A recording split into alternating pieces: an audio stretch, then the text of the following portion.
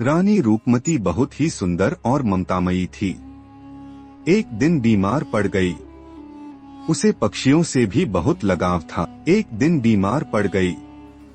अपने शयन कक्ष में लेटी हुई थी। सामने एक झरोखे में एक चिड़िया अपने बच्चों के साथ रहती थी। उस दिन रानी ने देखा कि चिड़िया अपने दोनों बच्चों को चोंच से घायल कर नीचे गिरा रही है।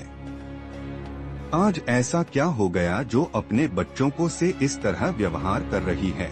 गौर से देखने पर पता चला कि ये नई चिड़िया है जो आज चिड़े के साथ रह रही है, यानी कि सौतेली माँ। रानी को अचानक अपने बेटों रूप और बसंत की चिंता हो आई। रानी अपने दोनों बेटों को बहुत चाहती थी। रानी चिड़िया का व्यवहार देखकर इतनी व्यथित हुई कि महाराज को बुलवा लिया। महाराज, मेरा कोई भरोसा नहीं है, कब आप और बच्चों को छोड़कर चली जाऊं, पर एक वादा करो कि मेरे मरने के बाद दूसरी शादी नहीं करोगे। महाराज ने आश्वासन दिया कि दूसरी शादी नहीं करूंगा, यदि करनी भी पड़ी तो रूप बसंत को अपने से दूर नहीं रखूंगा। दुर्भाग्य से रानी रूपमती स्वर्ग सिधार गई।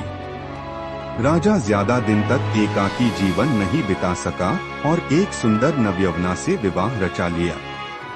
राजा खड्ग सिंह की आयु और नई रानी की आयु में बहुत अंतर था। विवाह के कुछ एक साल में ही रानी को राजा से मन भर गया, क्योंकि राजा अब रानी की इच्छाओं की पूर्ति नहीं कर पाता। चढ़ती जवानी और ढलता जीवन दोनों का संबंध बिगाड़ना ही था। रानी वासना की आग में जलने लगी। एक दिन उसकी नजर रूप पर पड़ी